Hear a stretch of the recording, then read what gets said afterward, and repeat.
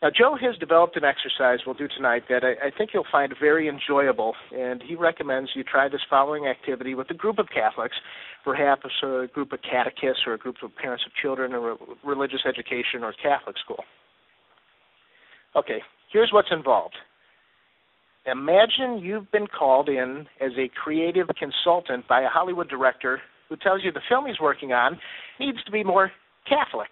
So in other words, the set, the home of a married Catholic couple needs to look more Catholic, and the characters need to act more Catholic, do or say things that would be uniquely Catholic.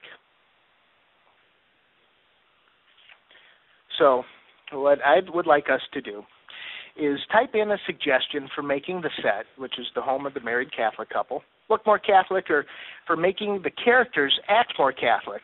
For example, do things that would be uniquely Catholic. So you could type that in. And here's a hint, okay? The director has already placed a crucifix on the wall and already has them saying grace before meal. Now, right now, let's turn things over to Nick for a quick second. He can give directions on how to type in your suggestions. Nick? All right, thank you, Jim. All right, ladies and gentlemen, to type in these suggestions, we are just going to use the Q&A panel. So please open that up, or it could be on the right-hand side of your screen. If you don't see it, please hover over the WebEx menu and click the box, the blue box with a white question mark.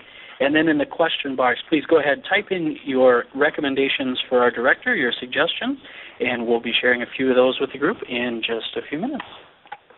Thank you, Nick. Okay, we'll come back to Nick in just a minute or two so he can share some of the suggestions that are starting to come in now as we speak. Now, in the meantime, I want to mention that Joe has done this activity a number of times with various groups, and he guarantees it works really well with groups of Catholic adults and more mature Catholic students.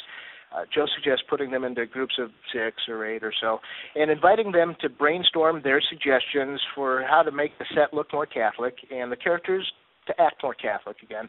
Joe says it's fascinating to see some of the unique and creative ideas they come up with. And let's see what we come up with here tonight.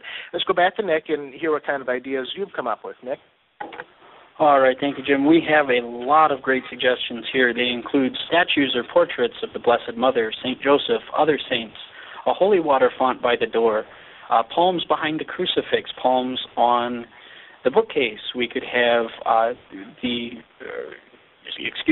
we could have our characters saying the rosary or holding rosaries. We could have pictures of the Pope on the wall, making the sign of the cross. Again, just a lot of great suggestions, and a lot of them are centered on statues or pictures tonight, Jim.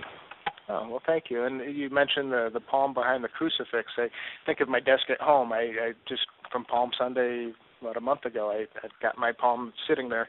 Well, thank you, Nick, and thank you for everybody for sharing your creative ideas. Now that we've got you thinking Catholic identity tonight, let's try to take it to the next step.